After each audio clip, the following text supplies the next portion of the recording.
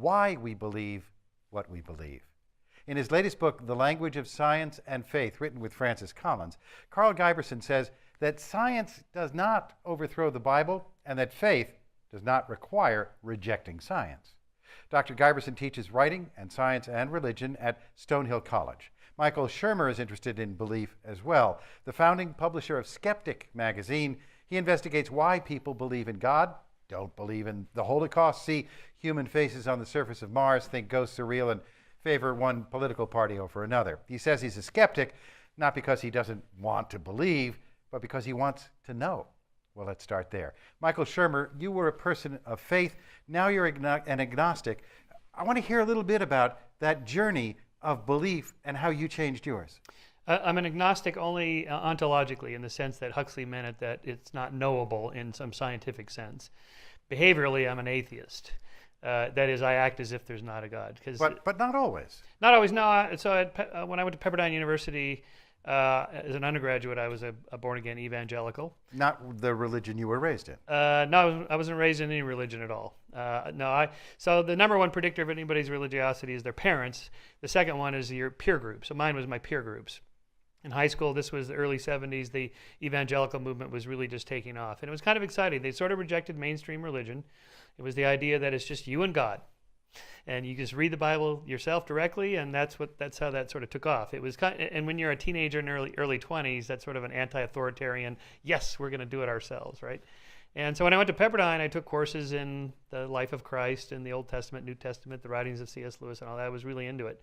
But then I sort of lost my faith in graduate school, mainly for a couple of reasons. One, studying that, the main reason probably was studying social psychology and anthropology. And it became clear that beliefs are socially constructed. It depends where you happen to have been born, where in the world, what your culture says is true. And it was, that's what social psychologists study is, how beliefs are formed based on those kinds of influences. So it got me thinking, well, these other people believe just as much as I believe, and they believe something radically different. So what are the chances I happen to get it right and all these other people got it wrong? Probably none of us are right on that. So I rejected it. So you lost your belief by studying belief. In a way, yes, that's right. It became sort of a self-reflective meta belief. And there were certain behaviors, though, when you were evangelical. Yes, it's only you and God, but you have to spread the word. You were knocking on doors. I was, yes. So by definition, an evangelical evangelizes. That's what you're supposed to do. And if you think about it, the logic makes sense. If you really know the truth, and the payoff is it's essentially eternal bliss, you are obligated to tell other people about this, because if they miss out, then they go the other direction. So I went around knocking on people's doors. Amway with Bibles, we called it. But then I sort of saw in myself a certain level of smugness, intolerance, I'm better than you. Not in an overt way, just kind of a sense that I later reflected on, like on that bit about, what are the chances I happen to have gotten it right and everybody else is wrong. That comes a little bit with education and age, I think. And so I later went around all those doors and said, you know what, I'm an atheist now. No, I'm kidding. I didn't actually do that. Karl Giberson, you've undergone a journey of belief as well, and I'd like you to tell us your story too. You were born, though, in very different circumstances. Yes, I was raised in rural New Brunswick, Canada. My father was a fundamentalist Baptist preacher, and I was raised with a belief that one should base all of their life on the Bible, that the Bible was literally true from cover to cover, that essentially had been dictated by God and should be a guide in all aspects of our lives. The Canadian fundamentalism is kind of a kinder, gentler version of fundamentalism, so it doesn't have the hard edge and the angry character of much of American fundamentalism. So I wasn't unhappy in any way with it, and I went off to college expecting to become a crusader against the theory of evolution and the Big Bang and these various scientific ideas that are threatening belief in the literal truth of the Bible. A professional. Yes, I wanted to be a professional. I wanted to join the Institute for Creation Research and work with Henry Morris. I met him as a freshman in college and idolized him. I did, yes. I idolized him. I still have a copy of his manifesto, Many Infallible Proofs, that he signed in the front and wrote a Bible verse there. And he encouraged me to get my PhD and contact him after I finished with that. But it was literally in the middle of my first philosophy course in the spring semester of my sophomore year when I just realized that a fundamentalist, biblical literalist approach to Christianity was not sustainable, and it just kind of all came crashing down. It's kind of a brittle way to kind of approach the world, and so that was a faith crisis of sorts. But I was at an evangelical college and surrounded by Christians who were more liberal than I had been, and so I just kind of migrated in that general direction. And I think, I didn't study, social psychology, so I wasn't reflecting on the nature of belief. I was studying physics and math, and physics in particular has this extraordinary transcendent grandeur to it that kind of makes you always wonder if there isn't kind of something beyond just the flora and fauna of our everyday lives, and so on. So my belief didn't kind of float away like Michael's did. And you've gone to I guess, a middling position in that, yes, you can be an evolutionist, yes, you can be a physicist, a geologist, you can look at all the sciences and still believe in, well, at least parts of the Bible. Yes, you can be a middling position, we can call it. It's sort of like halfway down that slippery slope. I mean, Michael went kind of over a cliff, I think, from the top of the hill to the bottom very quickly, and I think I slid halfway there, and have kind of found a plateau where things work. And there's a lot of effort required to try to figure out how we're going to make meaningful use of the Bible once we've gotten to the point where we can't read it literally anymore. But I still think there's wisdom and value in the Scriptures. Michael, among the things you continued to study was why we believe what we believe.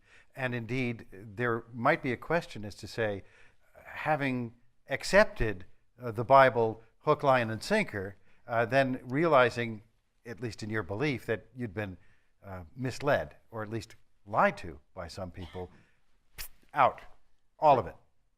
Right, for the most part, for me, yes, all of it. But I had nothing to lose. I wasn't heavily invested in terms of my family. In fact, I think my siblings were kind of relieved because I finally quit evangelizing to them at holidays and family gatherings. Makes Thanksgiving a little tough. Yes. I mean, I was always telling them about Jesus, and it's like my sister called me a Jesus freak, and it was so when I gave it up, they were like, "Thank God." But Karl mentioned, being surrounded. So Pepperdine, where I went, was that was a Church of Christ school, but it was evangelical, whatever. When you're surrounded by that in that worldview, it is coherent and consistent and makes all kinds of sense. And then when you leave it and you're surrounded by other people that don't believe that, then that also makes sense. I mean, the worldview makes sense, that's sort of secular scientific worldview.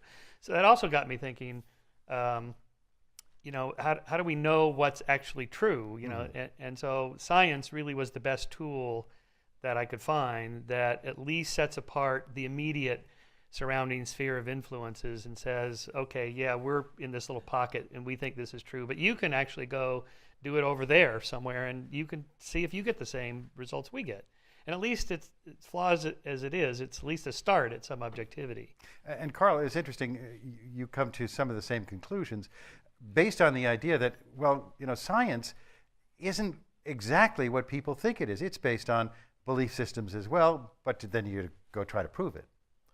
Yes, it's based on belief system, but it's not based on sort of leaps of faith in the way that religious belief is. I mean, the centerpiece of Christian theology is that human beings can have a relationship with God, who is the creator of the universe, and that's a dynamic interaction there. And the physicist doesn't have that interaction with the Higgs boson now that we've met it in person, and so on there. So it's a very different type of kind of epistemological claim that you're wrestling with there. I mean, I think that the great value of science is, as Michael says, we can get everybody on the same page and come to an agreement there, although we're actually not doing a very good job in this country on a few issues like evolution and the Big Bang and climate change.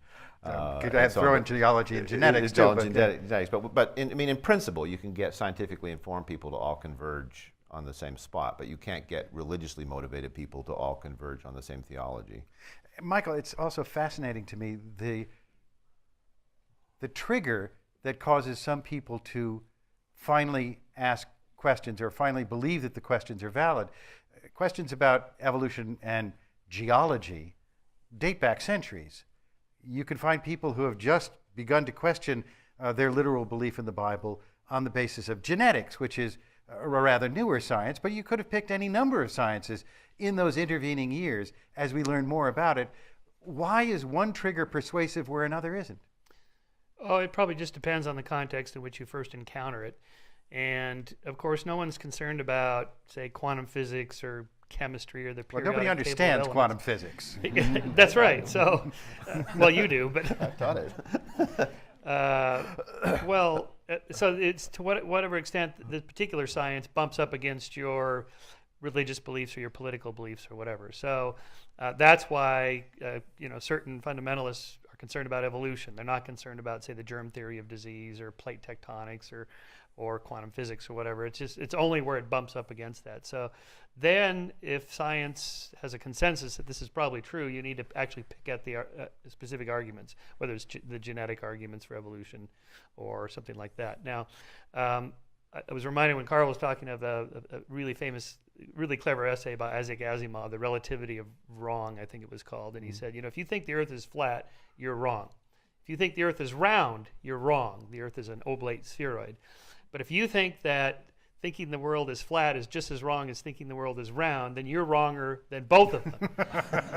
Because there are degrees, right, of how wrong you can be. And it's the virtue of science is that at least it gives us some gradation of climbing toward that upper sort of asymptotic curve toward truth, whatever that is. Whatever that may be, yes. I mean, we're never going to get there, but we can approximate it.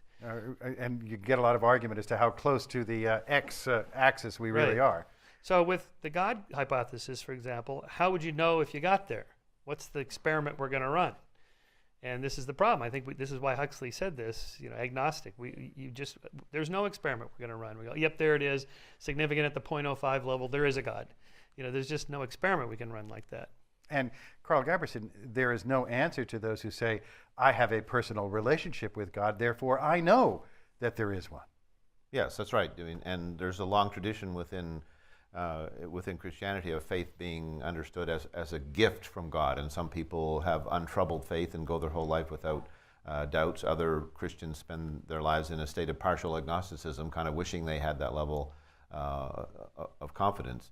And it's not something that just can be turned on when you're a child, and kind of it stays on until you're an adult. I mean, people interact with faith in so many different ways. But I think I'd like to respond to something Michael said, though. It's absolutely true that you can't establish the reality of God with the same kind of probability that you can establish other truths. But I think you have to distinguish between kind of easy questions and hard questions. And physicists answer easy questions, and so we know a lot about the atom and its internal activities and so on, because that's a very simple problem, and we've invested a lot of effort in trying to understand that. Chemists don't know their discipline quite as well as the physicists know theirs. Biologists don't know as well as the chemist, and you get to the economist, and they hardly know anything, right? I was just going to bring up the economist. So when you get to the theologians trying to wrestle with these questions of ultimate reality and so on, I think their uncertainty and lack of agreement has more to do with the complexity of the subject matter, assuming there is subject matter, than it does anything else. But when you get down to your experience with your faith, the one you were brought up with, and then what you have come to believe as an adult, that journey is unusual. As Michael points out in his book, one of the more unusual things is to look at a set of facts and change your belief system on the basis of data using, reason. That's unusual. Moving from one peer group to another, that makes sense. But using reason, that's unusual. But, theology is a very rational discipline, and we make fun of the medievals for being so overly rational in their theology. So there's, it would be a mistake, I think, to kind of say that the investigation of religious truth is not done in a way that's as rational as it can possibly be, but it's just a more challenging type of investigation than looking at atoms and molecules. But, all right, let me just then go to that question. If you come to the conclusion that the stories of Genesis are wonderful poetry, intriguing, but not the literal truth, not dictated by God. How can you unhinge the Old Testament from the New? Well, and that's a big challenge, and you can't unhinge portions of it entirely and not unhinge kind of all of it partially, and that's one of the challenges that people have, and it's this slippery slope argument that if you can't trust the first page in the Bible, how can you trust the last page, and so on. But biblical scholars provide all kinds of helpful insights, and we've known for a long time, not on the basis of science, but on the basis of biblical studies, that the early chapters in Genesis don't really read like history anyway, whereas the accounts of Jesus' life in the New Testament read much more like history, not like we would write history today, but they suggest a different kind of reading there. So, I mean, the Bible and the scholars that know the most about it, I think, are quite helpful in getting us past that kind of literalism from the first page to the end. There's an interesting discussion among some people, conservative evangelicals, who have come to the conclusion that if Adam and Eve didn't exist, then how do you find an understanding of Jesus Christ as the Redeemer? That was the purpose, was it not, that Jesus was brought onto the earth to redeem the original sin, to give us a way out?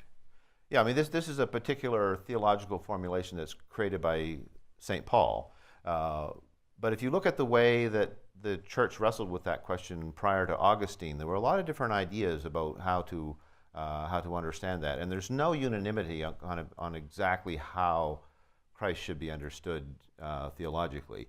I mean, I would say, as somebody who kind of doesn't think that Adam and Eve are historical characters, that the important thing is to understand that human beings are sinful. It's very secondary to kind of come up with some way to account for how they became sinful. And there's certainly no problem with in a standard evolutionary scenario of understanding how we came to be very, very selfish and looking after our own agendas at the expense of others. And getting back to Michael, that would be evolution. Evolution seems to reward selfishness for the most part. Well, it can, but it can also reward pro-sociality and cooperativeness and so on. So I think we have a dual human nature. But I do want to respond a little bit here on the nature of how religions do change. But in response to what? Is there any new data that they've collected to tell us that Jesus was meek and mild and a liberal, or all of a sudden now Jesus is a conservative? I mean, these things change with the change of culture. The Mormons, conveniently got revelations at certain times in history. Just after the passage of the Civil Rights Act. They said blacks are okay now after the Civil, and before that, just before the United States government was going to send the troops into Utah, they suddenly got a new revelation that polygamy was not such a good idea, which itself was originally a revelation because Joseph Smith wanted to legally date this other woman down the street. I mean, there's too much of that goes on in religion. That's a little bit frivolous, but since we do have a candidate who is Mormon who may be president, it should be brought up. But all religions are like this. They have certain dogmatic claims that are held to be X, and then all of a sudden X changes to Y for something. There's no new data. I mean, it was a new fragment like the one that was just found where Jesus says something about my wife. And there was another one from decades ago where he's talking about Mary Magdalene, and he says, one of the disciples says, and he kissed her on her, and then it breaks off. It's like, oh, it didn't break where? off. It didn't break off. It was just the first chapter of the next Dan Brown book. That's right. That's right. Yeah. So there's so much of that it becomes clear that these are obviously socially constructed, totally made up by humans. The Bible's a wiki. It's just a compilation over centuries of people contributing to it, and at some point the church just draws the line and say, there, that's the canon. But why should that be? Why not the other gospels that have been discovered since then? So theologians just keep moving the goalposts. Yeah. I mean, what Michael is saying is true. No, he kind of jumped to the conclusion that therefore it's all entirely socially constructed. I mean, I think that the church is very mindful of the tendency to read our own agendas into the scriptures, and there are many people today wailing about the kind of wedding between the conservative Republican agenda and evangelical Christianity and so on, saying like that's not what the scriptures are saying at all.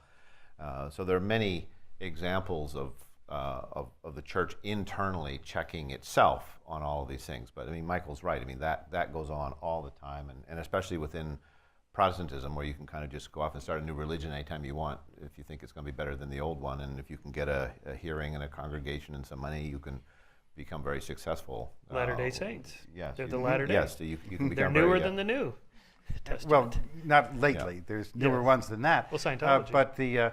But then there is also, as you look back, and I'm sure you know this, Michael. There's some evolutionary anthropologists that say belief in faith provides human hunter-gatherer groups and small groups of humans with evolutionary advantages.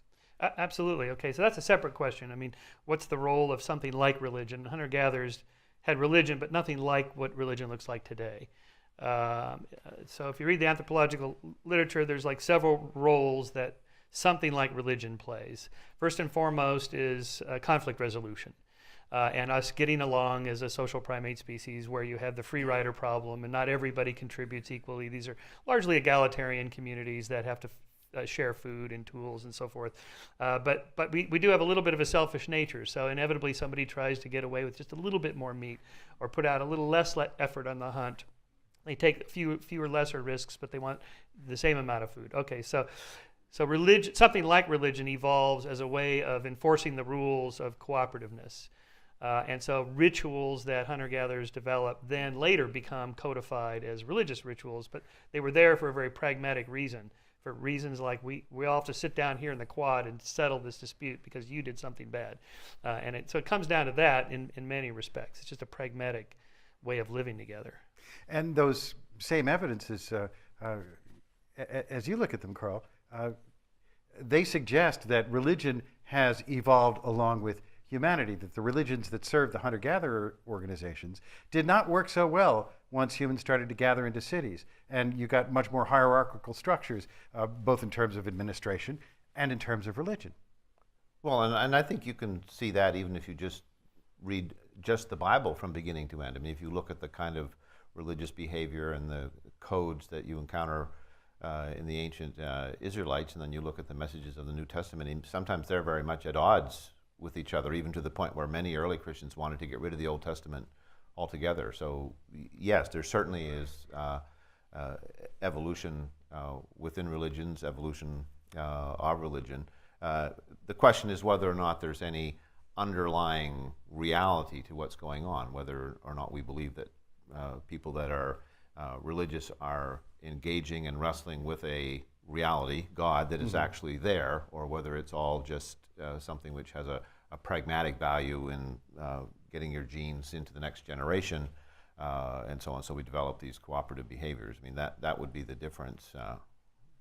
But it comes down, does it fundamentally come down to supernatural belief? That leap of faith, that there is something greater than ourselves, some spirit named God who is personally engaged in our activities. Well, I mean, one of the things that is troubling about the belief that these altruistic behaviors kind of originate because they kind of are helpful in the tribal environment to survive is it kind of suggests that the places in the world where we find deep meaning by helping other people and loving our children and so on, that there really isn't any meaning there. We've just been sort of hoodwinked by our genes, and some evolutionary psychologists even use that. I think, was it Michael Ruse says it was an illusion fobbed off on us by our genes, something like that. So that's why we jump on the grenade to save our buddies. Yes, yeah. So it's a little bit troubling to kind of imagine that we live in a world where things only seem like they're meaningful, but they actually aren't. And I would like to believe, and I think this is kind of some of the motivation for accepting that God is the fundamental reality and not matter and physical law, that when we encounter meaning in the world, that it's really there, it's intended to be there, that these behaviors where we love other people and so on, that's a part of the way the world is, and not just a convenient little delusion that evolution tricked us into accepting. Michael Shermer, as you look at that same body of human behavior, evolution would explain a lot of it, but it has a hard time explaining all of it. Right. Well, so what happened about 5 to 7,000 years ago is all these bands and tribes began to coalesce into larger chiefdoms and states. And populations grew from a couple of dozen people that are mostly related to one another and know one another in these hunter-gatherer groups, coalesce to these chiefdoms and so forth of tens of thousands. So you have the free rider problem multiplied in spades. So it's not enough for us to have an informal set of rules and mores, which we all kind of know. And then when you get out of line, we come down on you pretty hard, pretty quick, and we bring you back into the fold. That's harder to do in large state societies. So what happened was essentially government and religion was invented. Basically, everybody gets a copy of the rules. Here's the rules, and these are the punishments if you don't obey the rules. And by the way, that's government. And by the way, if you think you got away with it anyway, you didn't, because there's an eye in the sky keeping track. And in the next life, all justice will be served. Take heed. Right? And this is in a way of, again, it's just back to behavior control and enforcing the rules. And isn't that a little bit conspiratorial? Well, how are we going to control those masses? Well, it's not consciously done. I mean, the people, the tribal leaders, early state leaders, say of Babylonia and Mesopotamia and so on, became Godhead-like figures as a way of gaining more political power. So church and state have always been integrated in this sense, because it's just a way of not tricking the masses. It's just a way of continuing your power.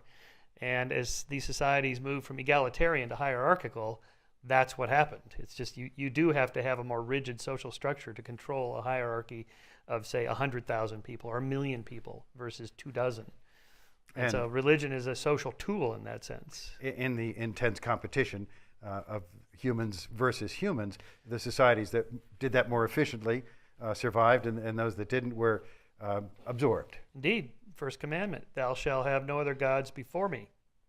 Second commandment, I am a jealous God, and I will smite those in multiple generations and so forth. The first several commandments are all about competition amongst different godheads and who is going to rule. So the Old Testament has actually pretty sound evolutionary sense. Love thy neighbor. Who is thy neighbor in these early tribes? It's your immediate kin and kind, the people you really should be good to, because you'll need them when times are not so good for you. So it's the tit-for-tat reciprocity, reciprocal altruism. And that's why in the next chapter, when God instructs the Israelites to destroy the people on the other side of the river because they're not part of our neighbors, that seems so contradictory from a modern ear, but in fact it makes perfect sense in a very tribal world in which you should be altruistic, cooperative, nice and kind and moral to your immediate group. But those other bastards on the other side of the river, they're very dangerous. And in fact, they are dangerous, right? So you talk to Jared Diamond, like his new book on hunter-gatherers coming out, The World Before Yesterday. He talks about this because he lives amongst the hunter-gatherers in Papua New Guinea. He says, if you walk down a pathway and you encounter some stranger from another tribe, it is suicide to stick your hand out and say, hey, nice to know you. Nobody does that. That's the world we used to live in. So religion's in a way evolved as a way of as a tribalism that's a good thing, but now we have this tribalism that's not so good. But the process of human civilization is a process of redefining the others to say, hey, you know what, they're not so bad. They can live here too. They can live amongst us. We can all play by the same governmental rules, but they want to worship Gog or Magog. That might be okay. It's a long, slow pathway, but yes, it's progress for sure. And if all believers in the world were like Karl, the new atheists would have nothing to do, right? Because this is no problem. There's still, as we know, the elephant in the room, right? There's still Islamic terrorists and other fundamentalists who do not believe that, who are not going to be satisfied until every knee bows to the one true faith. We still have this problem. It's better than it used to be, but it's still there. And there are those in this country, Karl, who their techniques are not those of Al-Qaeda or of the Wahhabis. Nevertheless, they feel very much the same thing. There needs to be a homogeneity. They have the truth, the light, and the way, and you need to have it too. Oh, absolutely. I mean, we saw that with that Congressman Brown at Liberty University a week ago, talking about evolution and the Big Bang and embryology being lies from the pit of hell that Satan was circulating to keep people from believing in Jesus. I mean, those are kind of very dangerous positions for our leaders to hold. But they don't kill anybody, so there's progress. They don't kill anybody, but that's sort of because in our society as a whole, that's not kind of how we deal There's also the big hammer of government, which is outside of that context, at least for now. Secular government. This is the progress of, that's why the secular government is better. Secular just meaning no one's religions get a special privilege. Therefore, we live in a society, a rule of law. And so that's the danger of mixing church and state. It's bad for seculars, but it's bad for religion too. I was just thinking about the cover of your most recent issue of your magazine. Tebow, George Washington in the Tebow.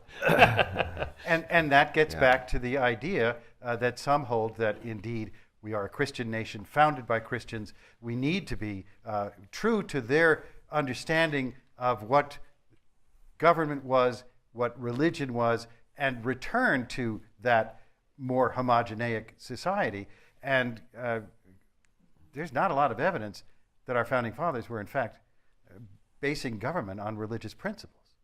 No, I mean, the overwhelming consensus of historians, even conservative evangelical historians, is that they were deists and free thinkers, and they were, many of them were Christians, but they weren't certainly weren't evangelical fundamentalists, and they weren't trying to make the United States into an evangelical nation.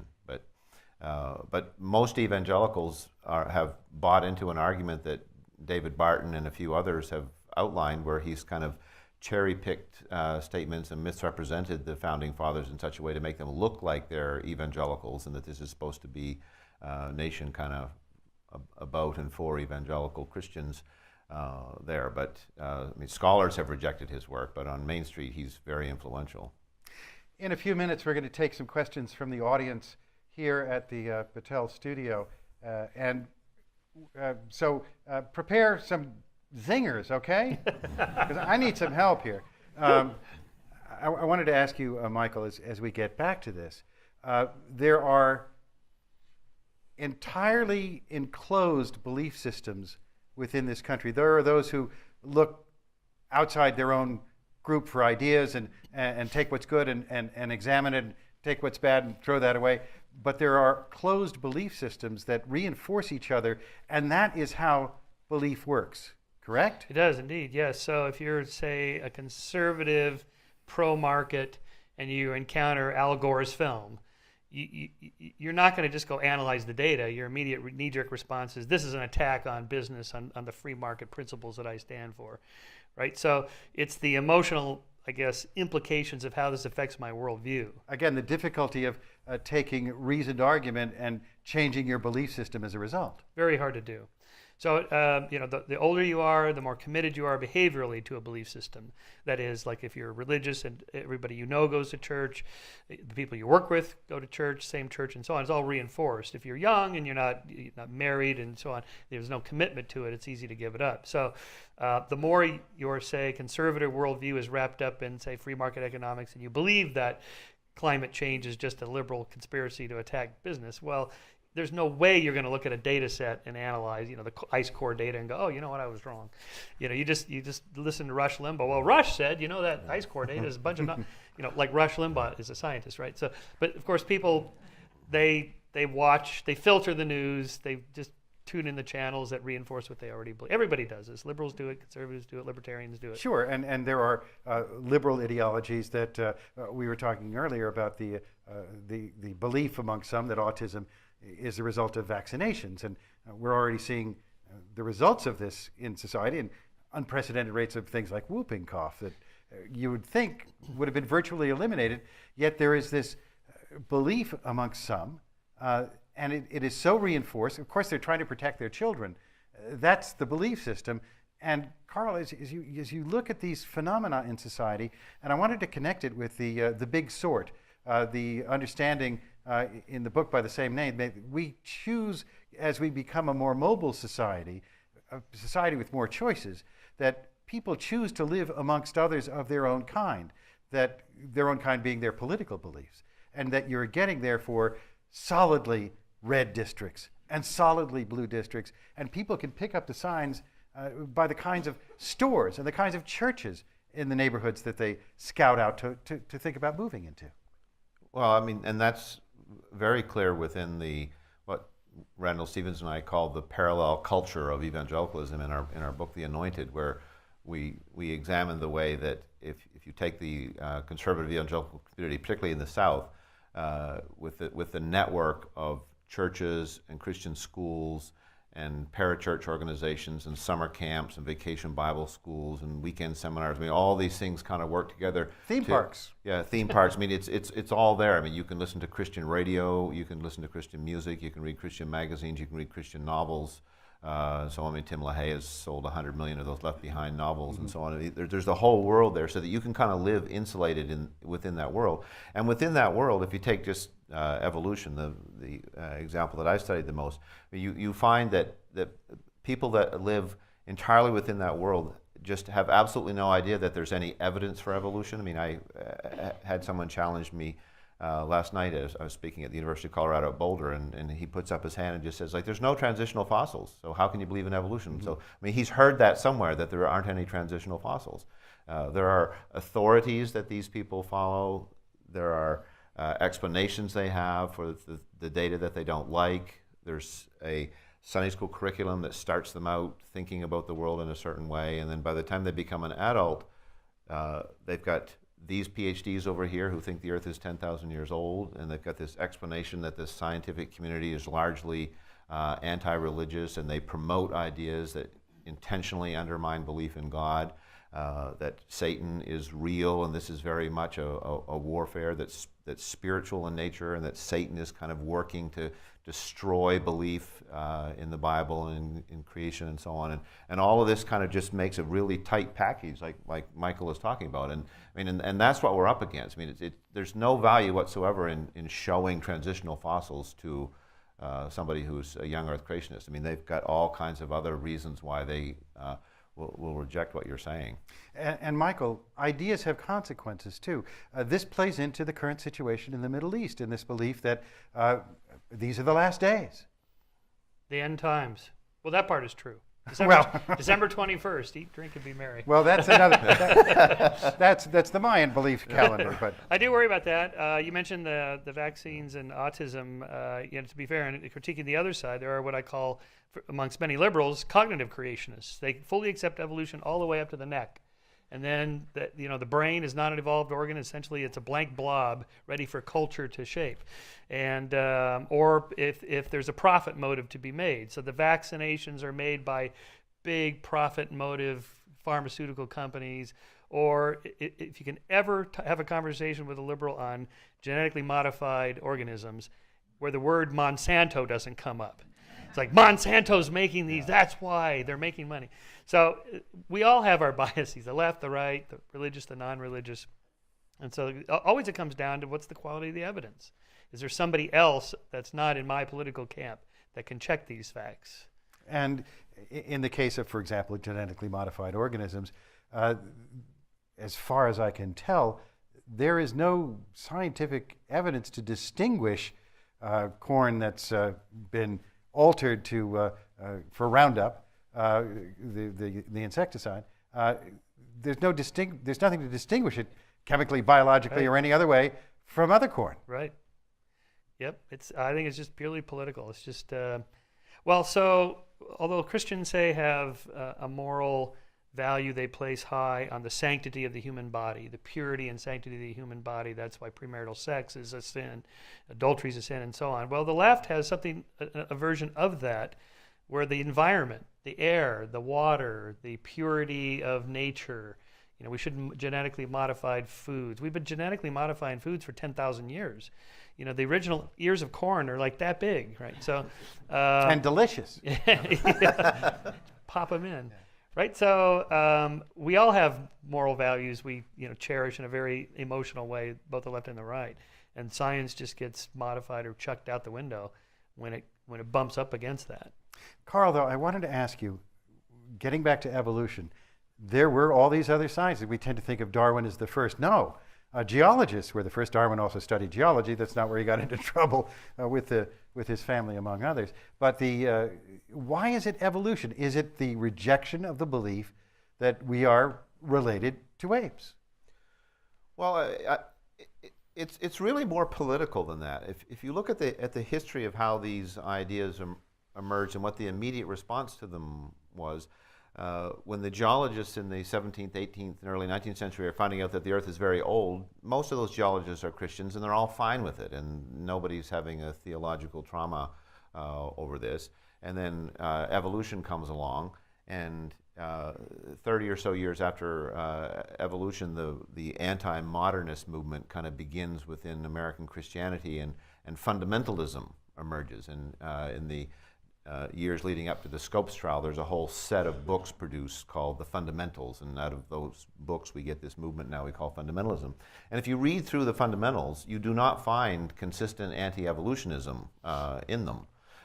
In fact, you find several of those leading and sort of most authentic fundamentalists saying there's no problem with evolution. We can find ways to read Genesis that are compatible with this. And it was frustrating to the anti-evolutionists at the time of William Jennings Bryan that they couldn't get their viewpoint into the fundamentals as something central to the faith. And so it really wasn't until the 1960s, with the publication of Henry Morris's book, The Genesis Flood, that Christians began to kind of coalesce around this young earth creationist movement, and Christianity became, evangelical Christianity became very anti-evolutionary at that point. And this includes the theory that, for example, all of those structures like the Grand Canyon can be explained as a product of the Great Flood. It was all carved when all of this water washed into the sea. Right, all the surface features of the earth, all the fossils laid down in the strata, all the layers in the geological column, all of these things are the artifacts of Noah's flood. I mean, it's an idea that's almost unbelievable, except for the fact that 100 million Americans believe it. Other than that. Yes. and a lot of other things too, Michael. Americans believe in angels. Americans believe in the devil. Americans believe in hell. Yep, it's usually, it depends on which one of those you want to pick, but it's anywhere from 1/3 to 2/3 of Americans believe any of those. So it's prominent for sure. You'd think in an age of science we'd be doing better than that. On the other hand, 99% believed in the Middle Ages in those sorts of things. So we are making progress. 99% of those in Europe believed in those things. That's right. Yeah, there were a whole bunch of other people elsewhere who believed in other nonsense, perhaps, but so, not that. Our point at Skeptic, the mission here, is that there is no paranormal or supernatural. There's just the normal, the natural, and all the things we can't explain yet.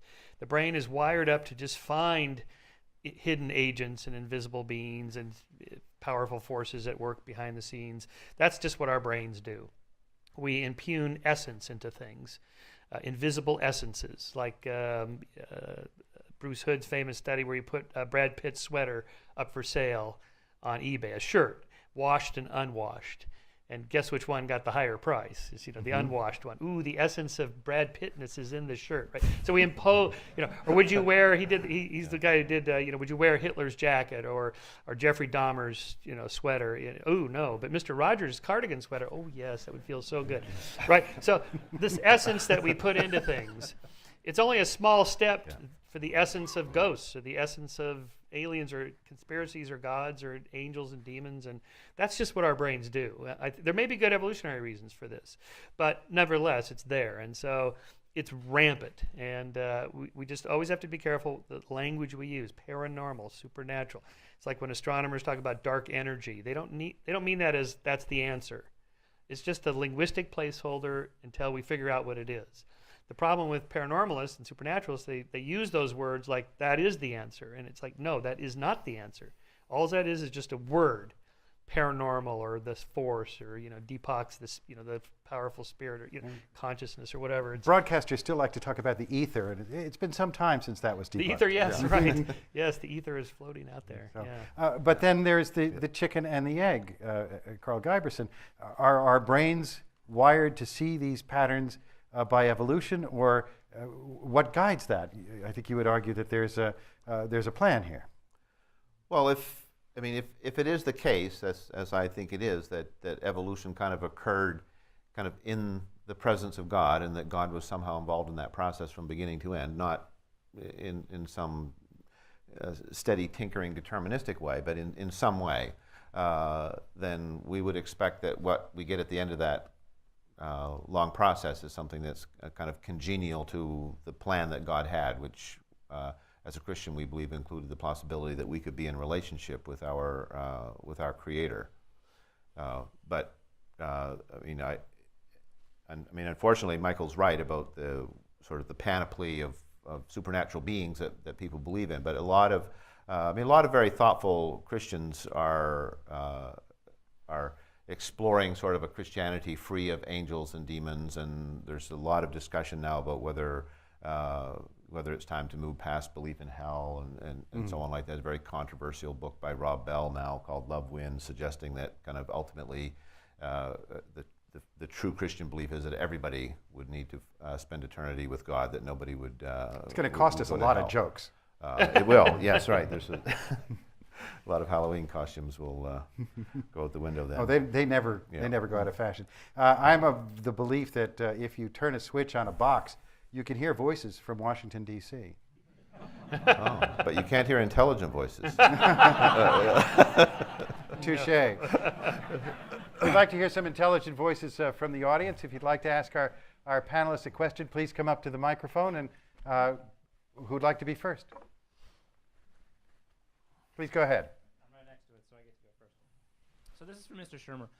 So earlier you were asking questions about how you might make some kind of theological progress, and you were complaining that there's not any new data that's being dealt with, and maybe that's some kind of a problem. So I was just pretty enamored of the idea that physics is actually a relatively easy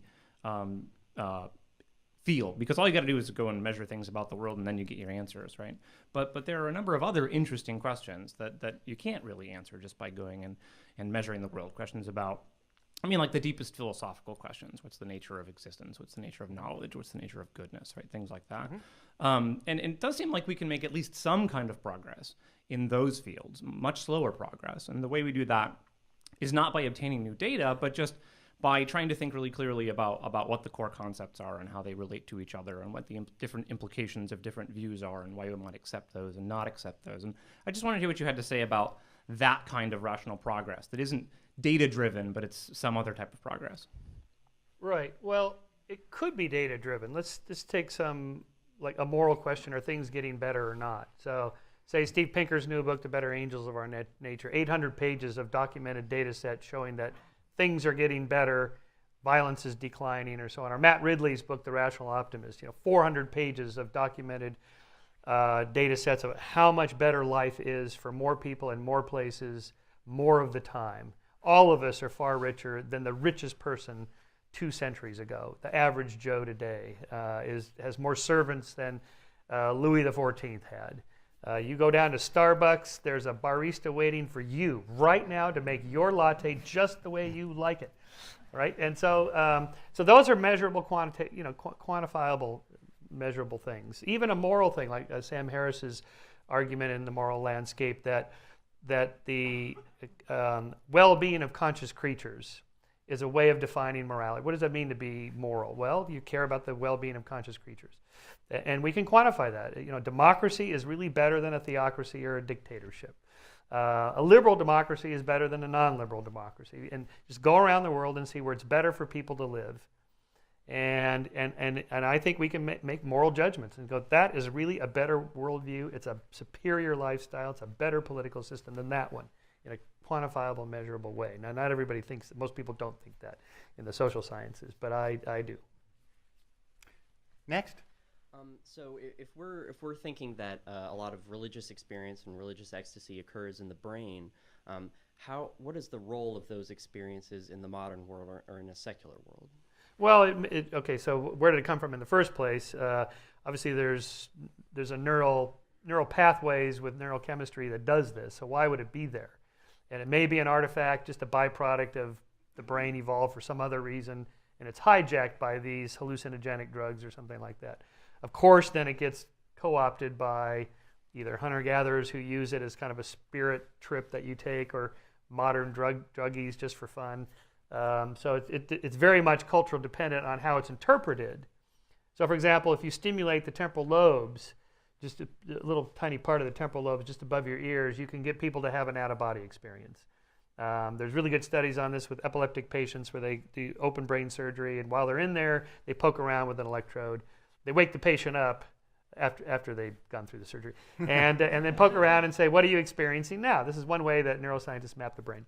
And so you can, in this one spot, you can get the right leg to float up, or the left leg, or the whole body to float up by the ceiling. If you crank it up, well, I'm way up by the ceiling now. Oh, I'm way just 3 feet above the bed now. And so that why that's there, who knows? But it's definitely there. And then so let's say you have an out-of-body experience or an alien abduction experience or whatever. Your culture tells you what to call it and how to talk about it, but it's there because it's there in the brain. It's a neuroscience activity. Another question? I was wondering, in relating to the new Pew Research poll, it says 1 in 5 Americans is probably now in the non-believer category. They're called nuns, but they don't wear habits. But yeah. Indeed. Do either of you see any easing of the negative associations with that from the 4 out of 5 people? Carl? Well, the first thing, you need to qualify a little bit what nun means. Those are people who will sort of look at a list of affiliations, Baptist, Mormon, Catholic, and say, I'm not any of those. They're not atheists. So it would be a mistake to kind of say that the ranks of the atheists have grown to 20% now based on this new poll, although evidence is showing that the atheists are growing incrementally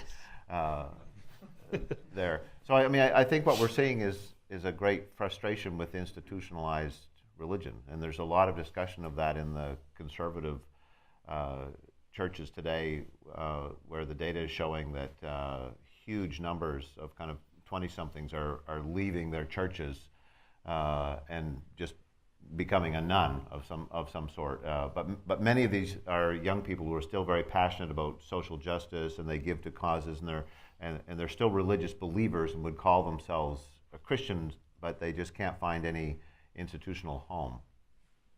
I should point out Northern European countries are not nearly as religious as we are, less than half. Sweden, Norway, Denmark, for example, and they have high levels of charity. They have, the scores of happiness are off the charts. They're socially healthy. They have very low rates of homicide and suicide and STDs and teen suicides and that sort of thing. High tax rates too. Well, yes. But they're socialists.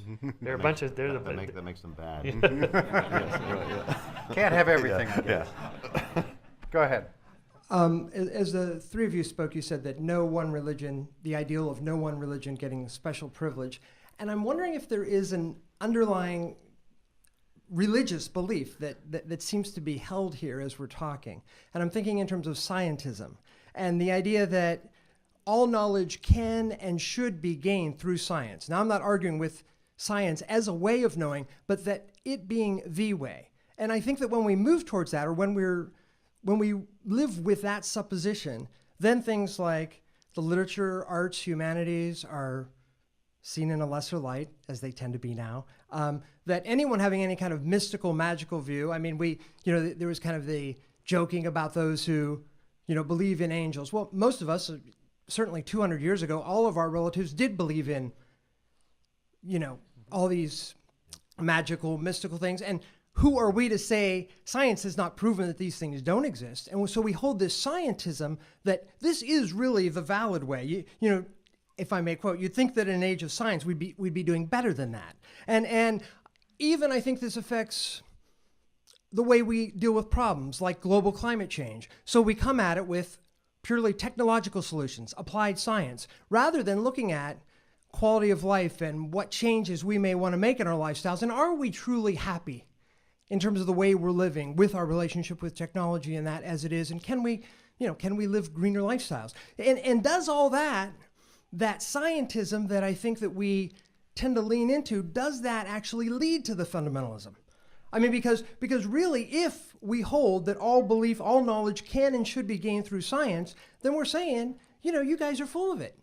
Any sort of religious belief, any sort of mystical belief, and so it, in some ways, I certainly don't hold that belief that they hold, but it would make sense in a way to turn away from science, to deny evolution, to deny these things, and to create our own insular world. And so I think that there is a true danger of scientism. Yes. And I just would love to hear comments from any or all 3 of you. All right. Yeah.